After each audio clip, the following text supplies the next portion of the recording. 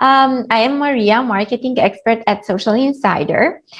Today we'll learn about LinkedIn, Instagram, community management, content planning, and the power of social listening for your brand and community. And now it is time to learn about the impact of live videos on social from a dear friend, Julie Riley from StreamYard. Hi, Julie. How are you? Hi, I'm good. How are you doing? Great, I'm fine. I have to tell people that you are a social media manager for StreamYard. hmm You began working in digital marketing in 2007 for a Harley Davidson dealer, and you worked in many aspects of digital marketing since then. This includes hmm working in e-commerce, sales, social media marketing, chatbots, live video, and more. hmm So please let's start this session with a little bit about yourself so people can know you better and then we can start with the questions. Yeah. So, like I said, I started in 2007 with digital marketing and I fell in love with it. It's constantly changing and evolving. It is definitely not a job you will get bored in. If you're getting bored, you're doing something wrong because there's always something new to learn and something else to try and experiment with. And that's what I love about it is there is no one concrete path for every single user. It's going to be trial and error, a little bit of testing, and a lot of research. And that's so much fun with it. So I started with a Harley Davidson dealership doing their digital marketing. I have worked for an agency. I've owned my own agency. I've been with Social Media Examiner, and most recently, my new venture with StreamYard. I'm really getting to build their digital brand, and it's just my favorite thing ever. Great. So the title of your presentation is the impact of live videos on social. So let's start with this. What's the impact of live videos on social in your opinion? Yeah. So there is so much happening with live video. And if you look back at the history, live video really got its kickoff in 2007. However, it didn't really evolve until 2015 when Meerkat and Periscope launched their apps early that year at the F8 conference. And then a little bit later that year when Facebook Live took off. And so that was the big evolution and change of live video was 2015. And that's when I got started in live video. As soon as Meerkat launched their app, rest in peace, Meerkat, I was on there and then eventually Periscope, and now that one is gone. But the one that has stayed and really been tried and true through that is Facebook Live. And then we've seen others come, others have gone, and that's the nature of social media. But live video receives 10 times more comments than regular videos, and viewers will watch them 10 to 20 times longer. So you're really getting that engagement and you're getting that focus of people who are watching your content and commenting on it and building up that loyalty with your brand. So your mobile phones, most of us have a smartphone. They're always with us. They're in our pocket, they're in our purse, they're on the go with us. We don't have them without, they're always in an arm's reach. And that's one of the big, powerful things of live video is you are reaching your entire audience in their pocket. They are on the go with their phones and you can reach them all the time. So you're not having to send them a link to a blog that when they've got time, they'll sit down and read it, or that email that they may not open. We all get so many email notifications that we will ignore those. But when you get that notification that your favorite brand or your favorite person that you've been watching on live video is going live, if you are somewhere where you can, you're going to stop and watch it.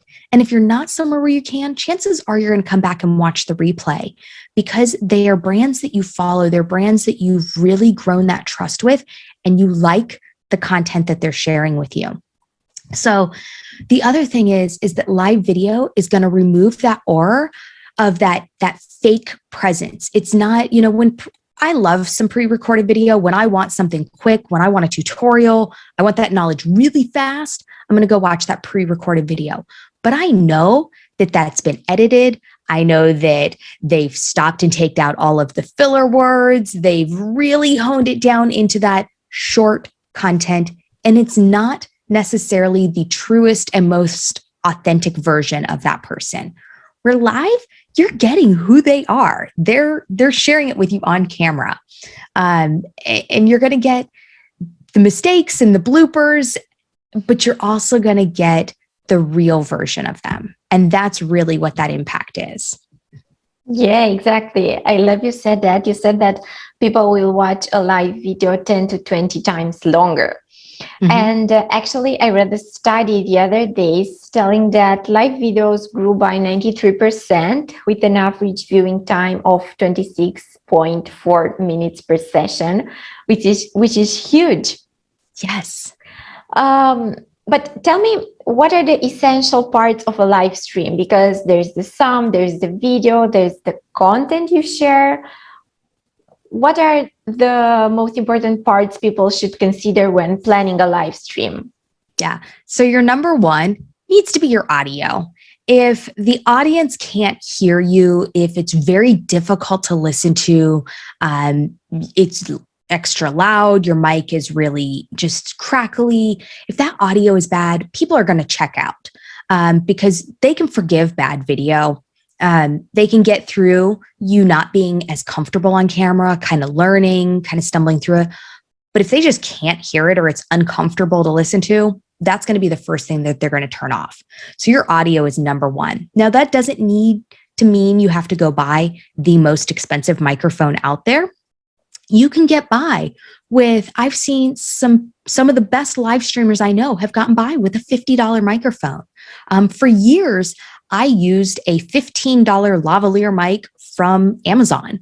It wasn't anything super fancy. Now I've since upgraded, but I didn't have to start there.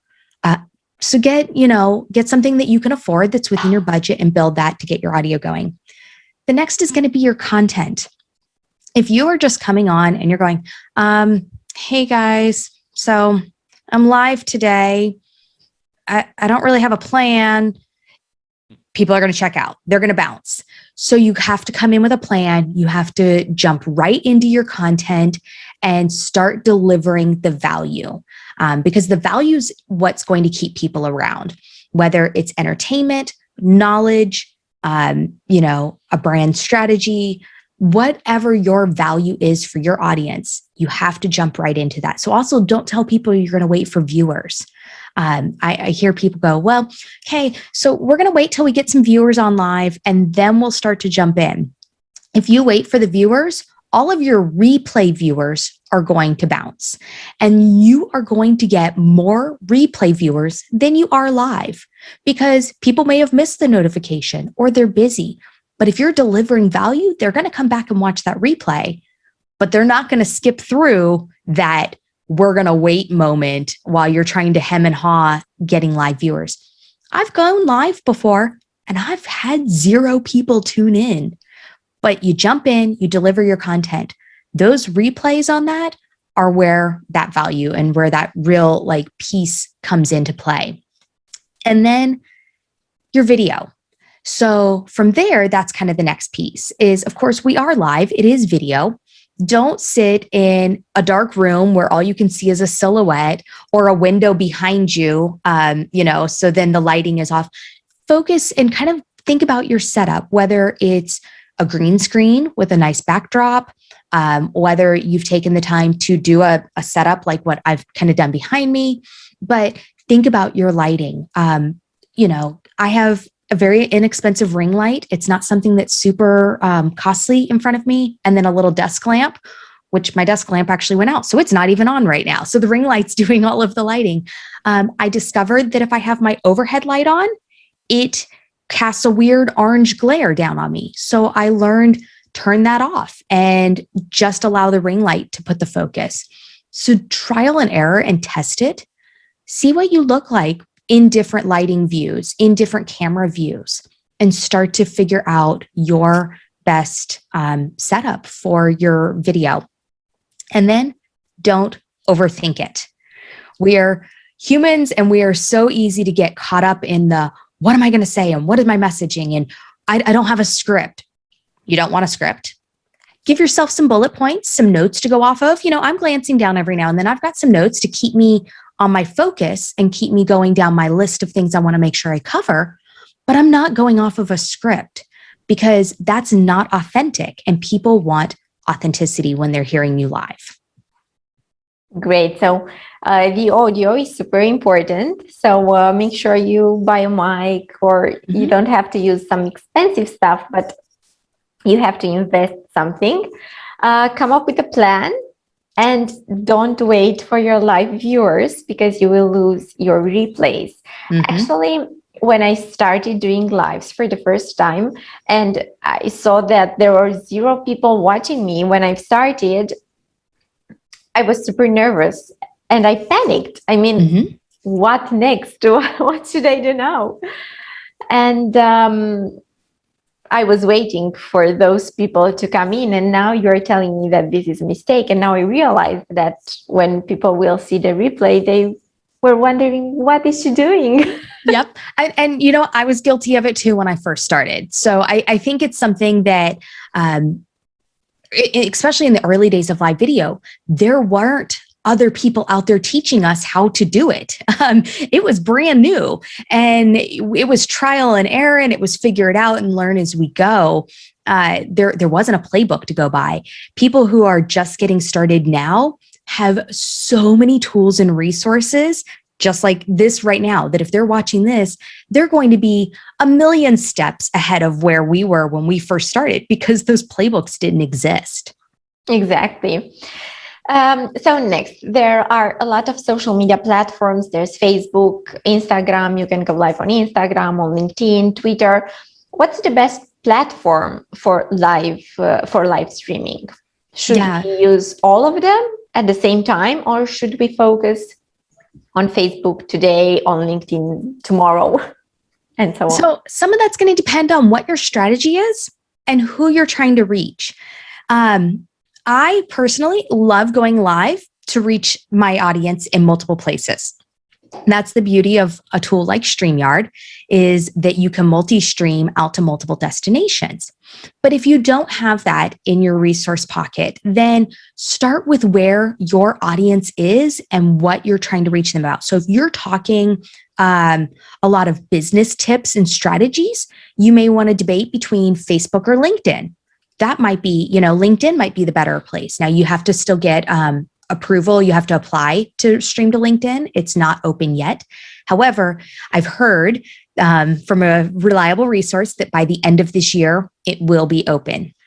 So I don't know when that will take place in the time frame of this year, but sometime in the next 6 months of this year, we'll see it opening up to more people.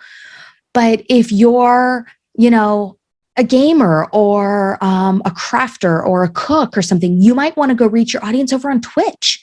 That might be the place you want to look at streaming to.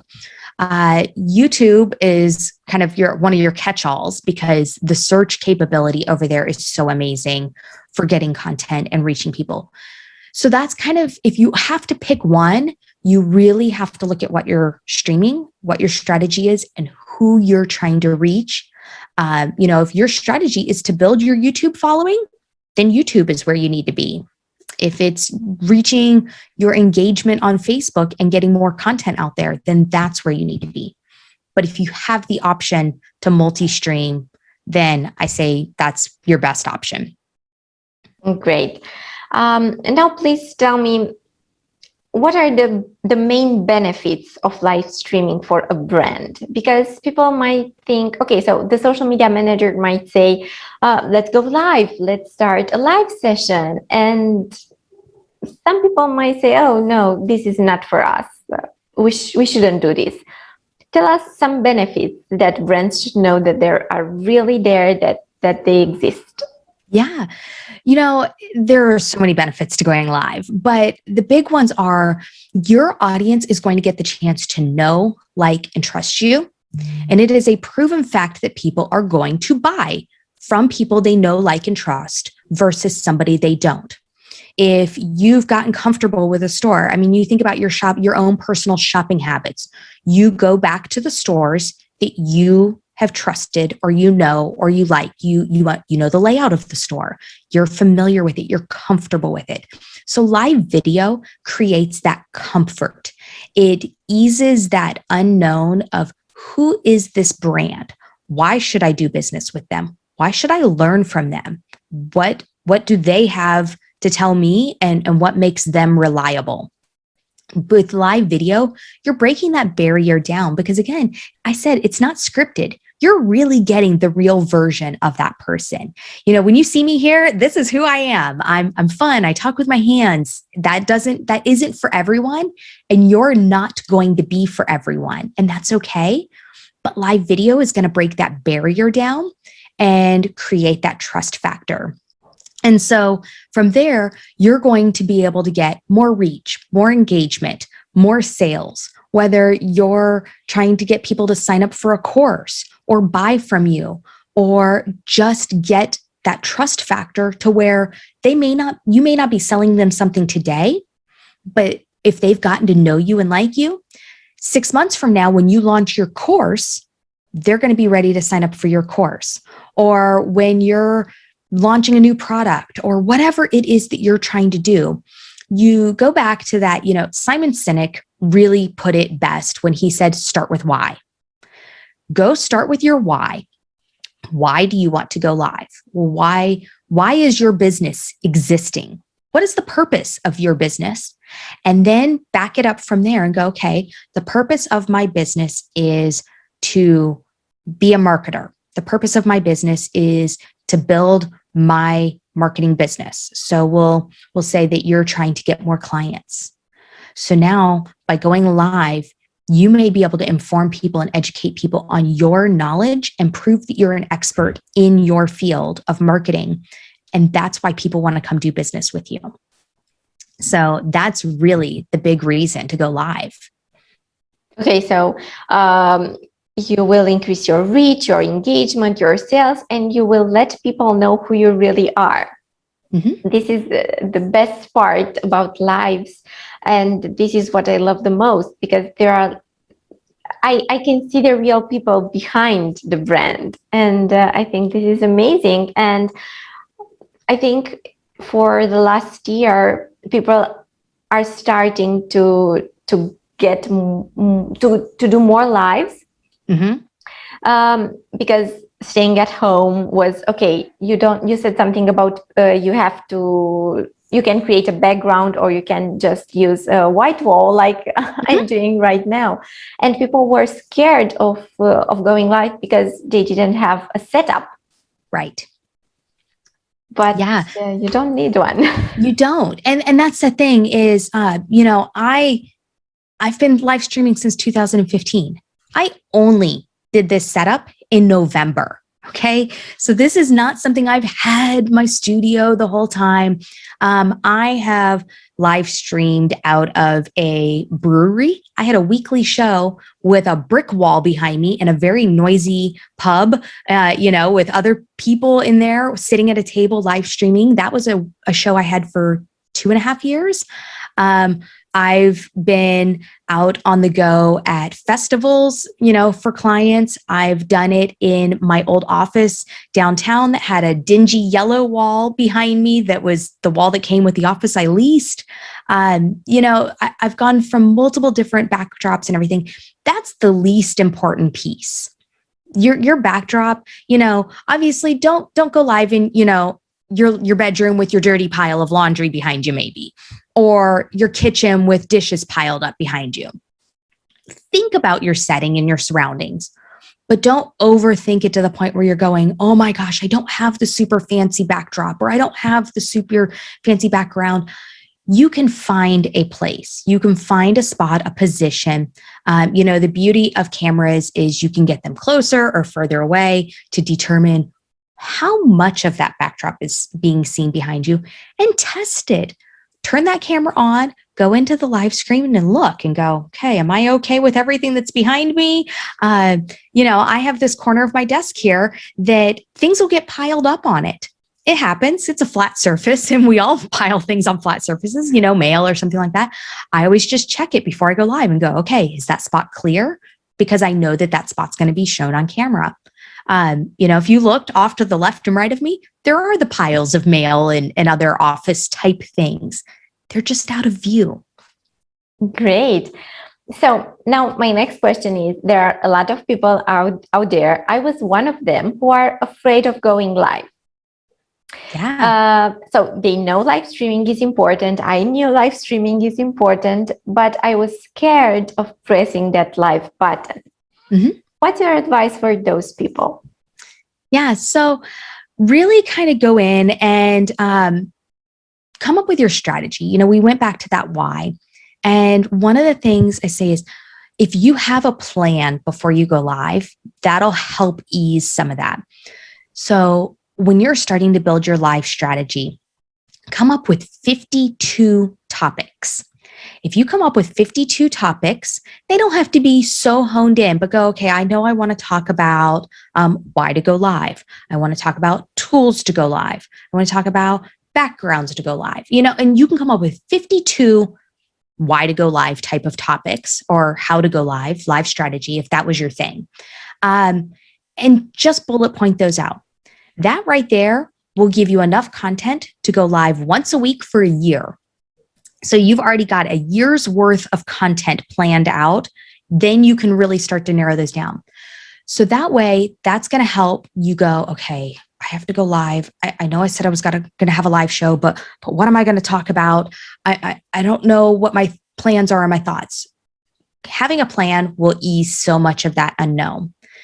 Then go start a empty Facebook group, or a Facebook group that only has your sister or your mother or your husband or a good friend, somebody that you trust. Start that group and start going live in there. Not necessarily going through your topics, but just to go live to practice. You get in, you press that live button, and you start talking. The thing I tell people is, it's only you and the camera. Forget that there is an audience out there that potentially could be, one person watching, could be thousands of people watching, but don't even think about that. It's you and the camera, and only that, or you and your guest. And so that's what I love about like these, where it's this style, because it's a conversation. And sometimes that will ease that uncomfort as well, versus it just being you in the box alone going, I don't know if anybody's here. I don't know who I'm talking to. I'm very nervous. If you're having that conversation, it's going to ease that fear, because then you can just have a conversation with your guest. And listen back to your shows. It's so painful. So there is actually something called voice confrontation. Voice confrontation is the fear of, or the hatred of hearing your own voice. We all suffer from it, just about. There are very few people who actually like the sound of their own voice. It took me forever to get comfortable listening to my own lives back. But by listening to them back, I was able to hear and pick up on things that I said, ooh, I say so a lot. I need to work on that. That's my filler word. And now I can hear that and recognize that. Do I still do it? Yes. But I hear it, I recognize it. And each time I go live, I work on saying so a little less, because I know that that's my filler word. Or I know that, or I know I got on there and I talked really fast because I was really nervous and it was very uncomfortable. And I kind of looked frozen, like deer in headlights. By watching that back, you're going to go, okay, I need to slow my words down. I need to relax a little. I need to breathe in between. I forgot to breathe. So it's all these things that when you have that fear that you can do, you're either coming in with filler words, or you're tensing, or you're talking too fast. And watching that back is really going to help you break that uncomfortable level. And then practice. Practice is really the only thing that's going to do it. Again, when we are first starting out, tell your audience, say, hey guys, I am brand new to this. You are going to come along this journey with me as I learn to go live with you, and we're going to get comfortable together.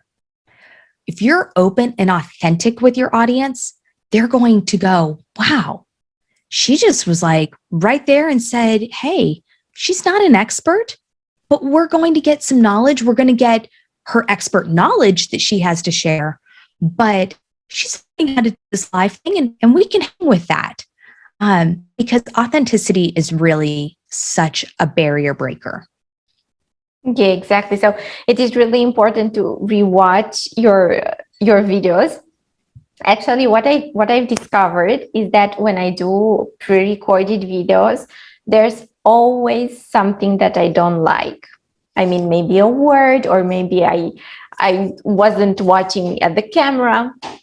And a 2 minutes video maybe can take, I don't know, 1 hour to record. But when I go live, I mean, I press the live button and it's live. I mean, I can't do anything. So yeah, if I have to choose, I will always choose going live between recording videos. Right. Well, and that's exactly is when you're live, people know you're live, you're human, things happen. It is not a matter of when, or it's not a matter of if something will happen. It is a matter of when. Things are going to happen. You're going to stumble over a word. You're going to forget. The other day, I was like mid-thought and I said, I have lost my train of thought, y'all. It derailed. It's gone. And I had to sit there for a second. I was like, okay, hold with me while we bring this right back. And that happens because you're live. If you make mistakes when you're pre-recorded, then people are going to nitpick those because they expect those to be more perfect. They're recorded, so you should have edited that. Yeah. Yeah, exactly. So now please tell me, if you could teach us 3 things about going live, what would you teach us? Let's say you are talking to someone who doesn't know anything about going live. What are the 3 main elements? Ooh, that's a good one. Okay, so the 3 elements would really be have your plan. Do not have it scripted though. So you don't want to sit here and go, okay, there are many people out. Don't read a script.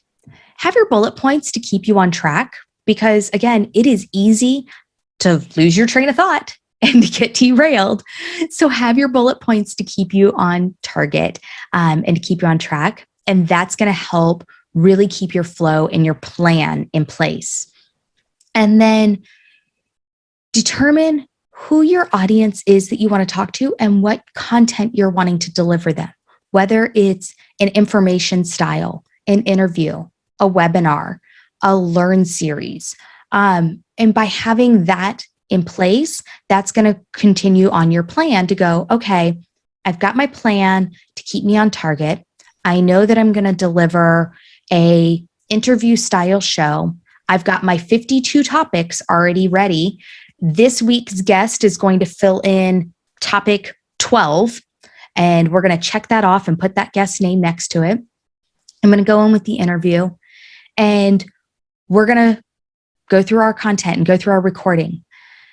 Don't keep it so rigid and so don't go in and go, okay, I plan on having a 1-hour show, but at 45 minutes, I'm really kind of done with my with the show. The content wrapped up. So now I'm going to try to fill 15 minutes of content.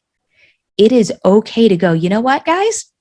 We reached everything. We got through this in record time with our guests. We're going to wrap this up and let you have the rest of your day back. And wrap it up at 45 minutes. Don't try to fill a time window and go, I said this is an hour show, so it must be an hour show.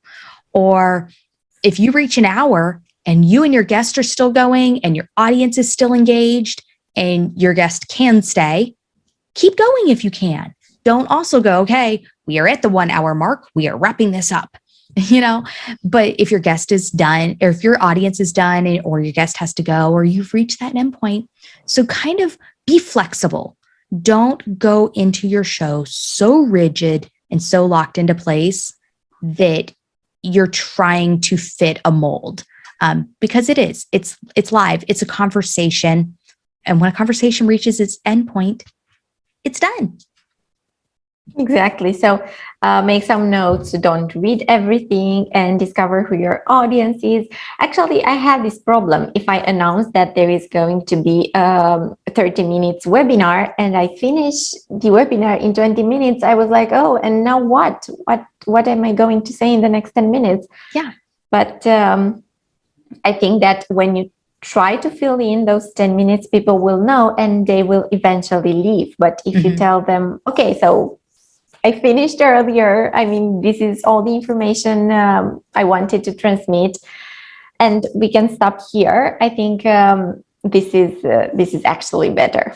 Yeah. Yeah, exactly. And it's awkward when you're trying to suddenly go, okay, 10 minutes. What else can we talk about in 10 minutes? And you're trying to force the rest of a conversation. Yeah, exactly. Great. So, Julie, thank you so much for today. I took a lot of notes. I have my notebook here, and I was writing while you were talking. And for sure, I'm going to go. I'm going to do more lives. Yay! Please tell people where they can find you. Yeah. So you can find me personally pretty much anywhere. My handle is at Social Jewels, and it's JEWELSICT. So at Social Jewels ICT, and that is just about any social channel. And then, of course, StreamYard. We are at StreamYard or at StreamYard app, depending on the platform. Great. So thank you everyone for joining us today. Let me tell you that today was a great day. We had 2 live sessions, one with Dr. Natalia Vichovsky. She talked about using LinkedIn to promote your brand's message. And one talk was with Doreen Maureen Van Dam about the essential skills every community manager needs to have. If you missed them, don't worry, because you can watch the recordings until September this year. So Social Talks continues tomorrow. Thank you again, Julie. It was a pleasure. Thank you. Bye. Bye-bye.